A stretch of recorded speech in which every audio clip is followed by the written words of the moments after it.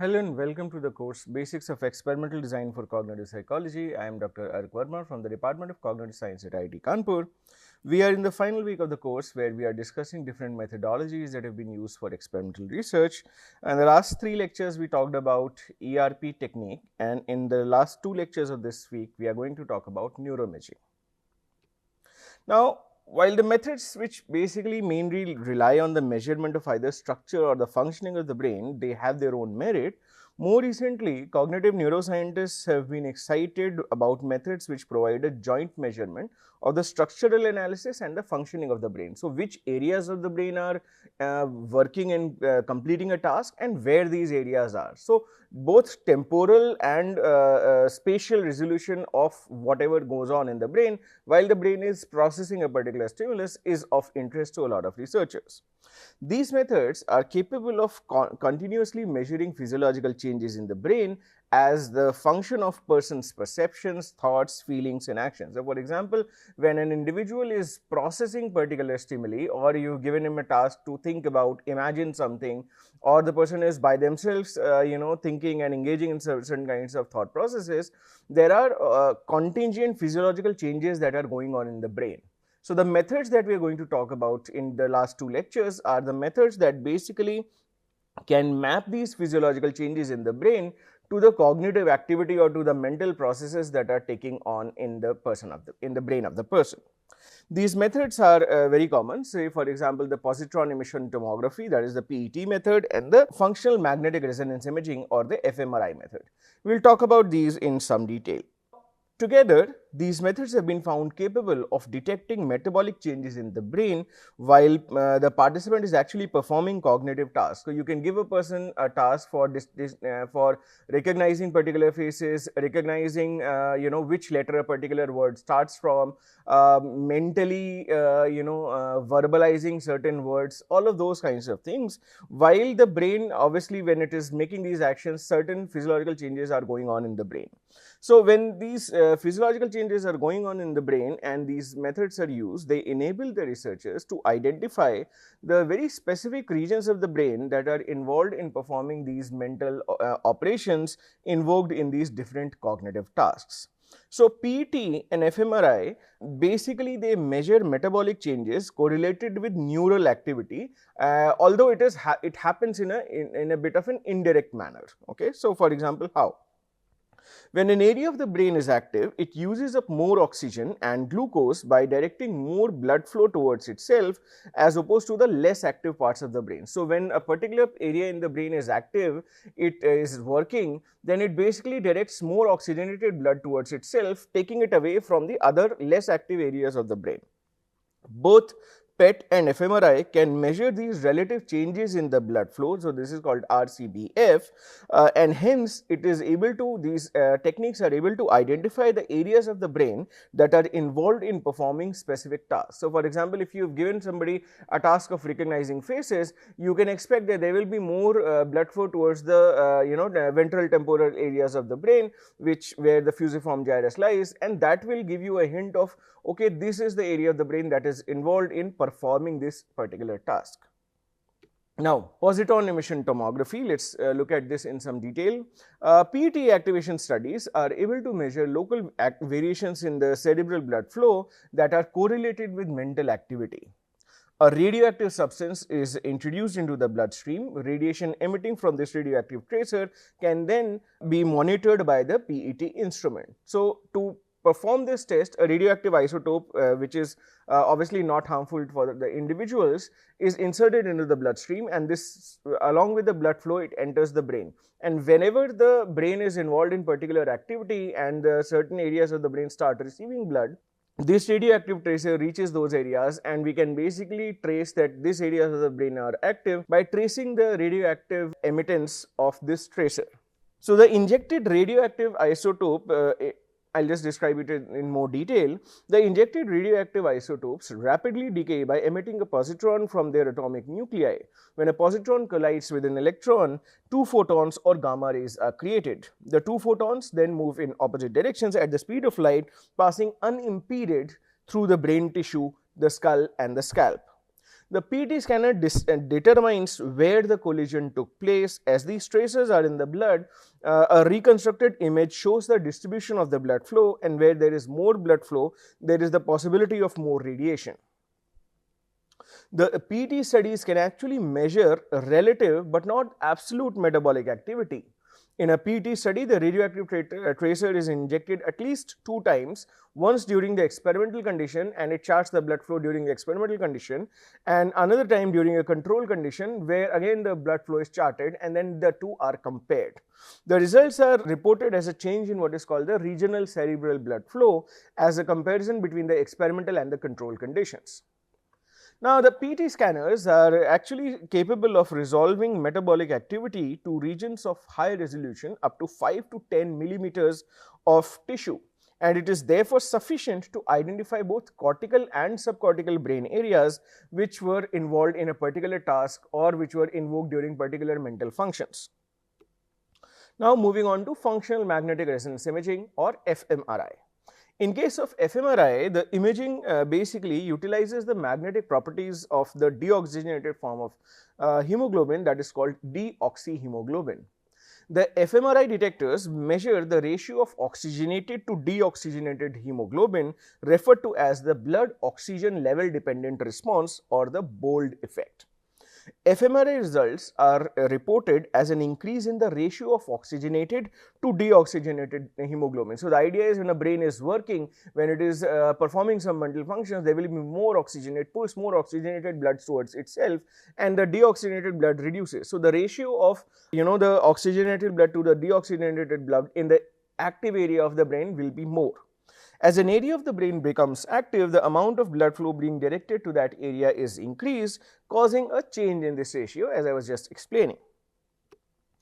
fMRI studies basically measure the time course of this change. How does this change happen gradually, which happens over a period of few seconds, almost 16 seconds it takes, and peaks around 6 to 10 seconds later when the brain is involved, say for example when a brain was processing a given stimulus.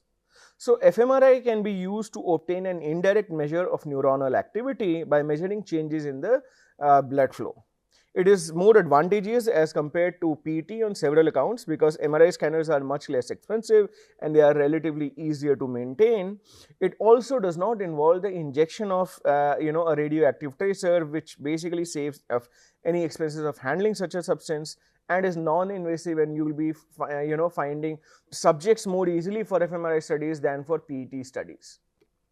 Now, both these methods have some limitations. Before I move on to a particular experimental design protocol with fMRI, let's broadly survey the limitations of these methods as well.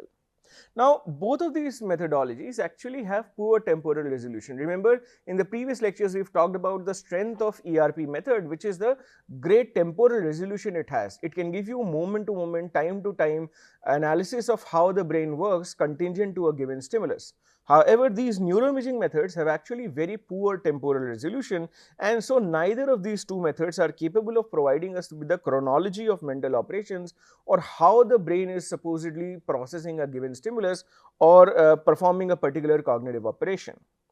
The data obtained from both of these methods are massive. There is huge data that is generated, and several patterns of differences do emerge between the experimental and control sessions, which basically make it very difficult to interpret the data. See, it is mostly correlational and not causal. So, we will talk about this also when we are talking about experimental design in fMRI.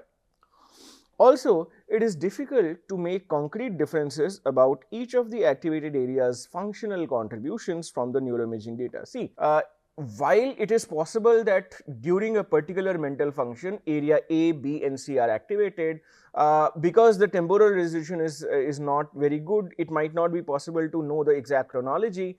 Also, it might not be easy to be able to infer a causal role of either area A or B or C in the mental operation. So, while you can expect to understand that the regional cerebral blood flow increased or the ratio of oxygenated to deoxygenated blood increased in specific areas, there is no way that we can deduce causality and can say that, oh, this particular area is definitely the area that is involved in this specific mental operation. So, that is a bit of a drawback of these neuroimaging techniques. because several areas may be activated during a particular task, but their relative contributions will not be very clear. Related or sort of a building on these, there is this technique called making brain graphs. Now, we have mentioned earlier that it is important to look at the functioning of the whole brain, the overall brain, how it is acting, how it is interacting with a given stimulus, as well as a network of connected neurons. Okay. Now, one of the methods that could help neuroscientists to understand connections of the brain and the patterns of flow of information, brain graph basically is a visual model of the connections within some parts of the nervous system. So, how does information flow from this part of the nervous system to that part of this part of the brain to that other part? This model is typically made up of nodes, which are individual neural elements, and edges, which are the connections between these different elements. So, you can think of this is a particular area of the brain, this another is a particular area of the brain, and they are connected through these edges. The geometric relationships of the nodes and the edges define the graph, and they provide a visualization of brain organization. So, that becomes very useful. Neuroscientists can actually work on this, and they can create certain brain graphs by putting together data from several of these neuroimaging methods, PET, fMRI, diffusion tensor imaging, and so on. The selected data set determines the edges and nodes and the edges of the network. So, which are the prominent areas, how are they connected, and so on. For the human brain, given its billions of neurons, the nodes and the edges of a graph can be taken to represent anatomical or functionally defined units. So, you can basically say, okay, I am charting the brain as it is anatomically structured or as it is functionally structured, which area receives the input first and then gives to the other area, and so on. In this manner, what can happen is that researchers can differentiate between nodes that act as hubs, sharing links with many neighboring nodes, and nodes that act as connectors, providing links to many more distinct clusters. Beyond simply showing the edges, a brain graph can also depict the relative strength and the weighting of those edges, basically showing which connections are more important and which connections are less important in this hypothetical sort of map of the brain. Brain graphs have actually been found useful to compare results from different experimental methods. For instance, graphs based on anatomical methods such as diffusion tensor imaging can be compared with graphs that are obtained based on fMRI, and you can basically see how structurally and functionally the particular hypothesis that you have tested can actually compare against each other. Brain graphs also provide us with the means to visualize the organizational properties of the different neural networks. For example, the network for vision, or the network for memory, or the network for spatial location, and so on. Therefore, it will give you a very good idea of how information flows from one part or the other, and how it is organized in terms of the brain. The final method that is extremely important, deriving mainly from these neuroimaging methods, is that of computational modeling. So, computer based models of human brain have also been created to stimulate the processes of the brain and the connectivity between its neurons. Simulations are designed to mimic behavior and the mental operations supporting that behavior. A computer typically is provided with an input, then it must perform similar mental functions to create a behavior. And basically what these people are doing is they are drawing comparisons between simulated behavior and actual human behavior. In order for the computer to be able to successfully mimic human behavior, the modeler will need to specify how the information is represented in this computational model, how it is going to be transformed within the program. This is typically made possible through concrete estimates or hypotheses about how the brain really performs these functions. The success and the failure of these different models typically yields insights about the strengths and weaknesses of the theories, and this is a very good method of testing hypotheses about how does the brain really function. So, this is all about neuroimaging methods that I wanted to say, and in the next lecture I will talk to you about design issues related to a neuroimaging technique, that is fMRI. Thank you.